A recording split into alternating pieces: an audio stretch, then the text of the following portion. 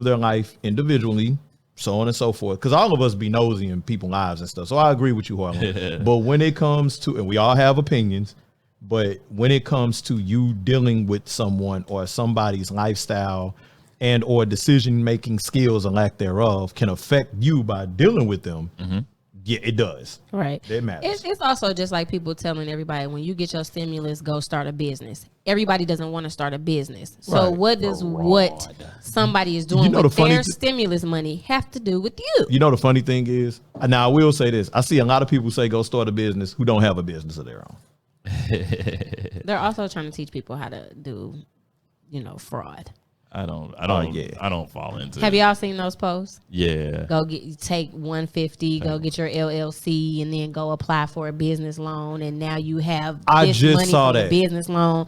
That's tax fraud, and the IRS is going to audit you in probably about 3 years. If you want that uppercut that's going to send you to jail, you're going to jail. You're going to jail now.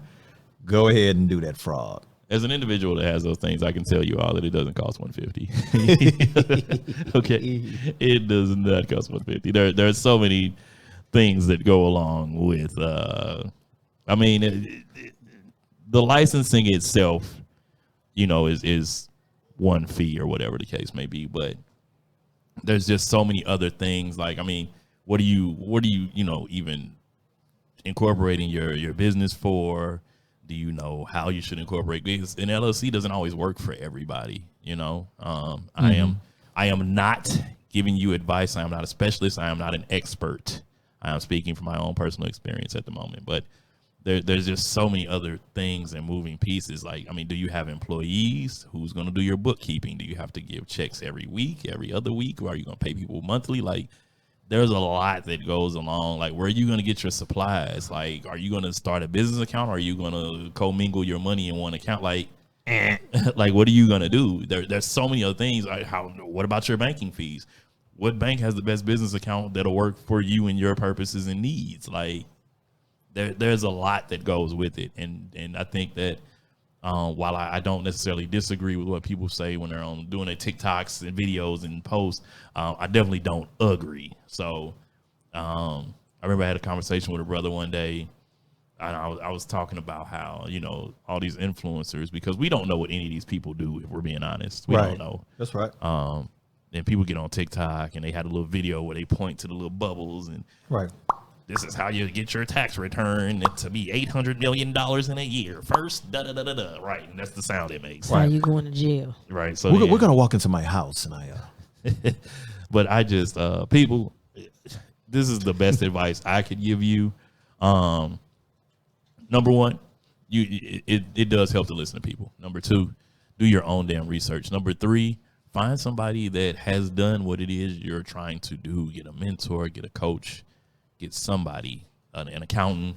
Do something, because you're gonna end up in a bad situation. If every celebrity, like Tyler Perry has a story of how he got screwed over in taxes. You know what I'm saying? Like, it's on YouTube somewhere, but like they say your first 3 years of business you're basically in college, right? You're in the school of learning, because you don't know until certain things happen. Having a business is hard, man. It sounds glamorous and, I got people that do it. I don't want to. Man, stop. Listen and look here.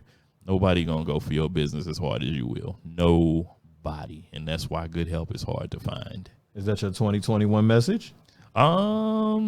Maybe. I did want to circle back on something before we got where we at. We cool.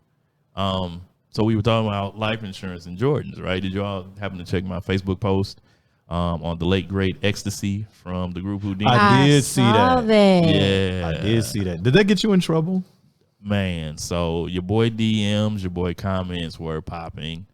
And rest in peace. Rest in peace. I had an opportunity to be Ecstasy around. from Whodini. Yeah, I had the opportunity to be around on a few occasions. I didn't know him or anything like that, but definitely was in the presence and backstage chilling on a few occasions. Things of that nature. Can I ask you this real quick? Yeah.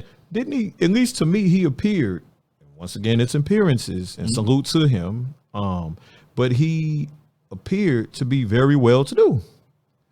I would say so. He was very flamboyant. You know what I'm saying? The hats. Shout out to John Lil too. Yeah. He was very flamboyant, man.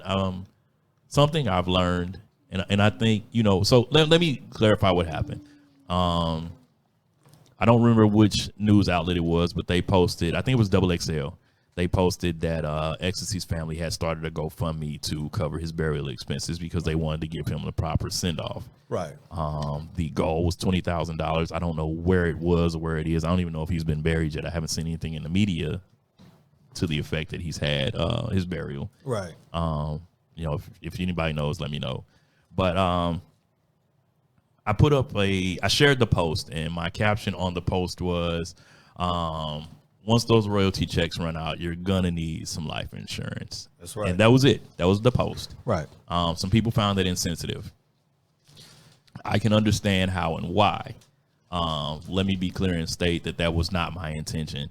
My clear intention from that post was, this man is a world-renowned pioneer of hip-hop. Right. And if that happened to him, guess what? It can happen to anybody. So people came back. Oh, well, it's COVID. They weren't touring, and they probably had a messed up deal, and da-da-da.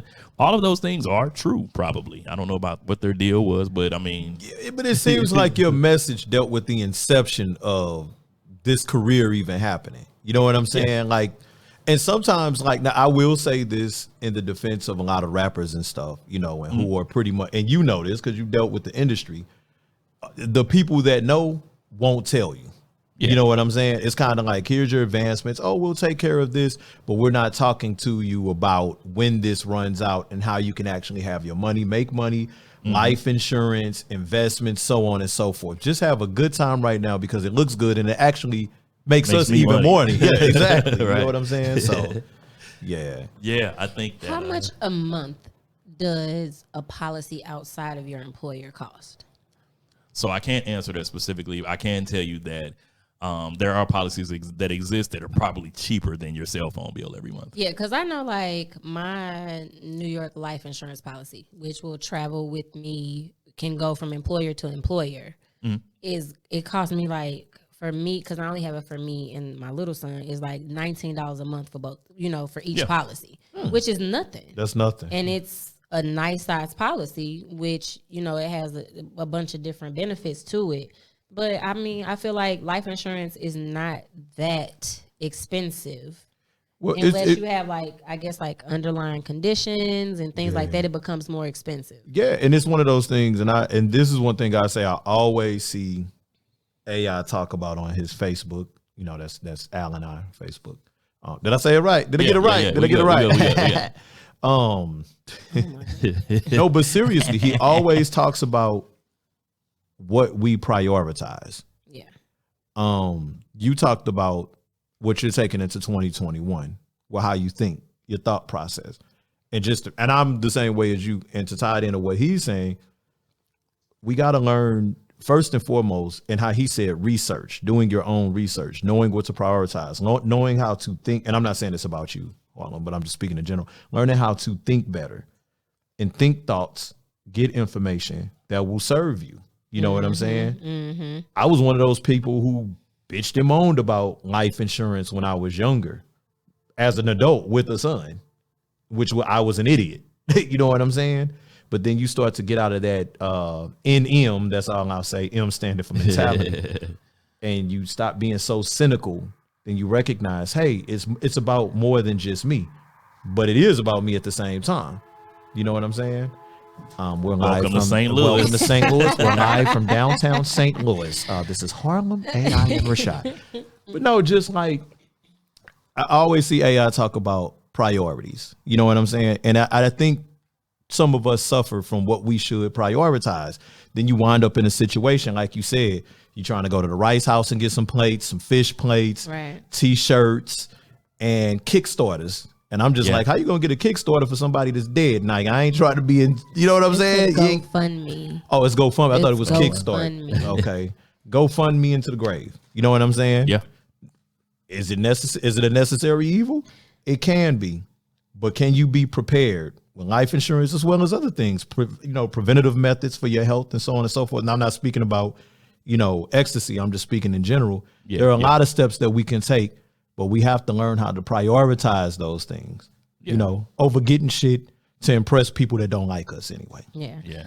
I mean, one thing in life is guaranteed, and that's death. Yep. And taxes. So it's really taxes, right. it's really kind of your responsibility to not only take that burden off of your family when that time comes, be it when you're 21, be it when you're 40, be it when you're 100. Right. You still are going to have, you still leave the responsibility of taking care of you to somebody when you leave here. So it's only the adult responsible thing to do, because you never know what's going to happen or when it's going to happen. So you have to, protect yourself. Yeah. And I feel like, shit, if you ain't going to protect nobody else, protect your children. Your children. By making sure that, you have these things in place, which is why I have policies. And one thing I want to say on the behalf of One Harlem and Rashad and AI, but definitely saying this to the people in the medical field or coming from the medical field, get life insurance. And please, please, please, I see this so much, so you don't end up in these emergency rooms. They put you in a corner with an